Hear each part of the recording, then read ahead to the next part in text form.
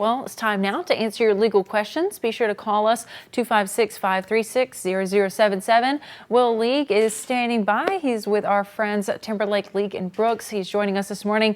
Good morning, Will. Thanks for being with us. And today we're talking about daycare liability. While we wait for callers, tell us more about that. You are actually representing some of the people in the Trinity Church daycare lawsuit, correct?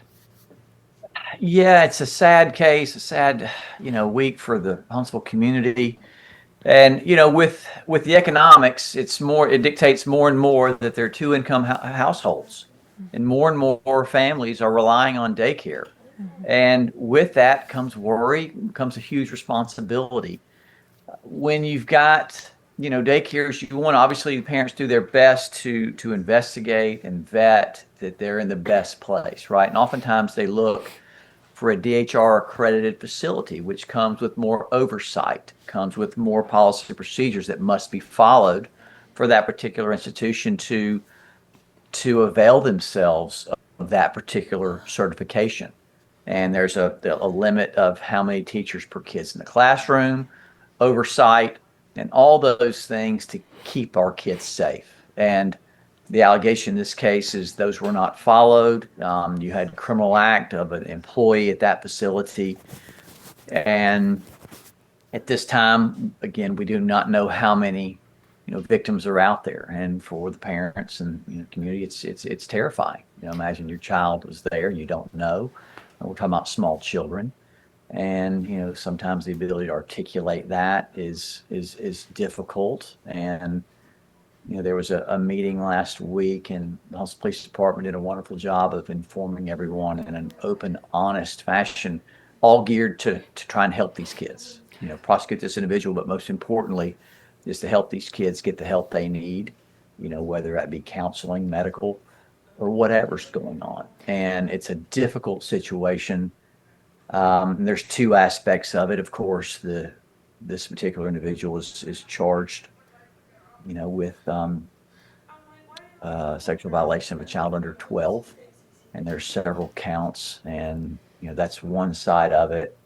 And to provide care for these families and counseling, Alabama Huntsville is lucky to have the CDC or the Children's Advocacy Center, which is a wonderful resource.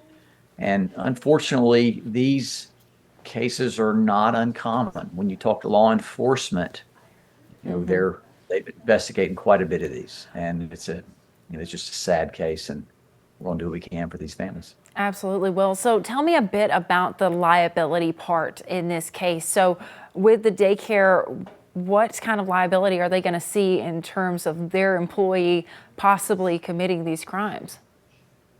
Well, of course, on the criminal side, the one doing these acts allegedly is liable criminally. But there are safeguards, Georgia, about what has to happen in these, what type of cameras, how often are they reviewed, how often is staff to student ratio.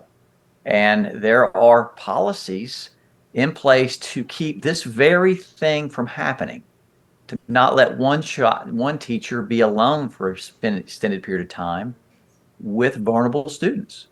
And if those policies are followed, there are safeguards and mechanisms in place to not only preclude that conduct, but to in real time discover it. And the allegation in this case is many of those were not followed, allowing this individual access without any oversight or without another teacher in the vicinity. And that is where problems can arise. If you have an employee that either A, was not vetted properly before hiring, not trained properly, not supervised properly.